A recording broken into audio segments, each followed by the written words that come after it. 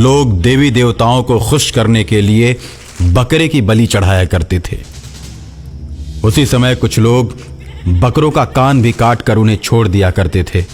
जिस बकरे के कान को काट कर छोड़ा जाता था वो देवी शक्ति से संपन्न मां काली का बकरा होता था, जिसे कोई भी डर की वजह से छूता नहीं था। और बकरा चाहे जहां कहीं भी हो, लोग उसे मारते नहीं थे, लेकिन कुछ बकरों की लोग बलि चढ़ा देते थे और उसके मांस को प्रसाद के रूप में खाते थे। बहुत से लोगों ने मिलकर एक बकरे की बलि चढ़ाई। अभी बकरे की आयु पूरी नहीं हुई थी।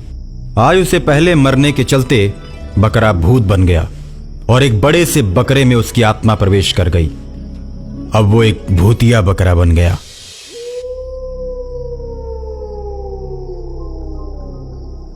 भूतिया बकरा शहर के सारे बकरों से बहुत ताकतवर था। वह बस नाम का बकरा था, लेकिन शक्ति के मामले में शेर की तरह था। बकरों की बलि को चढ़ता देख वो दुखी था और उसने सोचा, मैं अपने भाइयों की रक्षा करूंगा। इंसान मेरे भाइयों पर बहुत ही जुल्म करते हैं। अब मैं जुल्म को बर्दाश्त नहीं करूंगा। बहुत हो चुका। मेरे बहुत से भाई मारे जा चुके हैं। मैं उनके ऊपर किए हुए अत्याचार का बदला लूंगा और उनके बलिदान को व्यर्थ नहीं जाने दूंगा।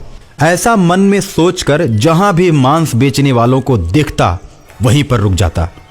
मांस बेचने वालों को अकेला पाते ही वो बकरा उनको मौत के घाट उतार देता। बहुत से कसाईयों को वो बकरा शहर में भी मार चुका था। शहर में बकरे की चर्चा होने लगी कि बकरा शेर की तरह जिधर से भी गुजरता है। लोग डर की वजह से भागने लगते हैं। एक दिन वो बकरा एक मंदिर के पास गया। मंदिर के पास बैठकर आराम कर रहा था। वो गर्मी का समय था। बकरा पेड़ के नीचे बैठा हुआ था। तब तक 2-4 लोग एक बकरे को टीका लगाकर और माला पहनाकर मंदिर में बलि देने के लिए ले जा रहे थे। जब खूनी बकरे ने यह सब देखा तो क्रोध की वजह से उसकी आंखें लाल हो गईं और बलि देने वाले इंसानों को मारकर मौत के घाट उतार दिया। मेरे भाई, तुम भाग जाओ या फिर मेरे पीछे पीछे चलो। जब तक तुम मेरे साथ रहोगे तब तक कोई भी इंसान तुम्हें छू नहीं सकता। और इतना सुनकर बलि का बकरा खूनी बकरे के साथ हो जाता है। इस तरह बहुत से बलि के बकरों को वो खूनी बकरा बचाता है और बहुत से बलि देने वाले इंसानों को मार देता है। इस तरह उस खूनी बकरे के पीछे बहुत से बकरे चल पड़ते हैं। खूनी बकरे की चर्चा अब पूरे शहर में होने लगती है। लोग तरह तरह की बातें करने लगते हैं। कोई कहता है कि जो भी अब बकरों को मारेगा, खूनी बकरा आकर उन्हें मारेगा।